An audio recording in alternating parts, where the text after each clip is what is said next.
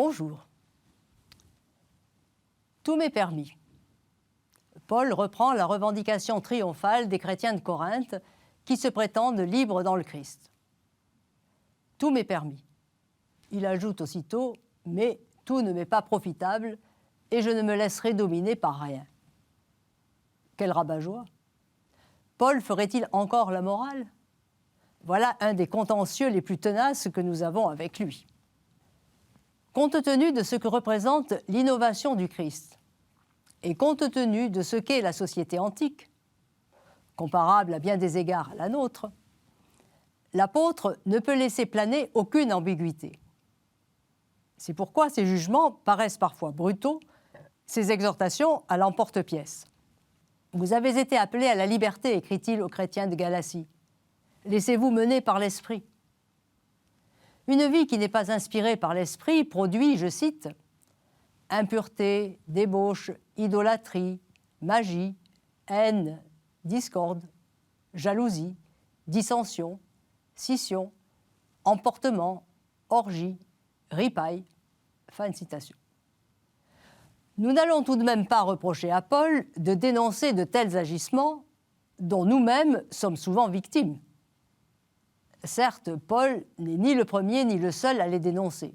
En effet, les philosophes stoïciens invitaient aussi à se conduire dignement et dressaient des listes de vices à éviter et de vertus à honorer.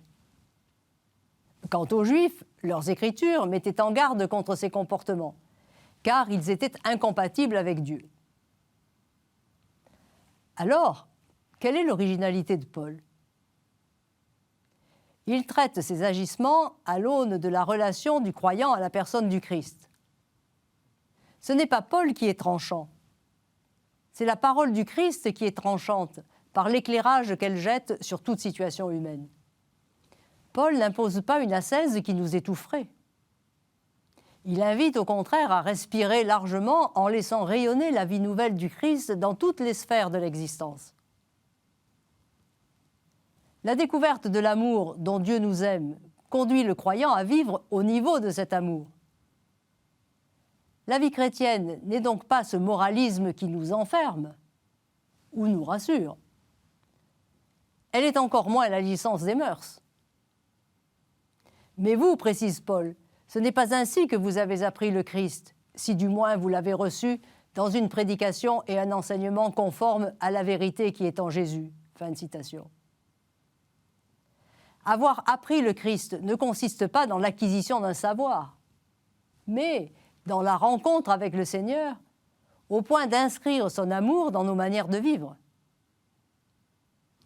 Dès lors, on peut se demander s'il a vraiment entendu et reçu l'Évangile, celui qui refuse de changer de mœurs sous prétexte que la morale est contraignante. Comme le dit Paul, on ne se moque pas de Dieu. À bientôt.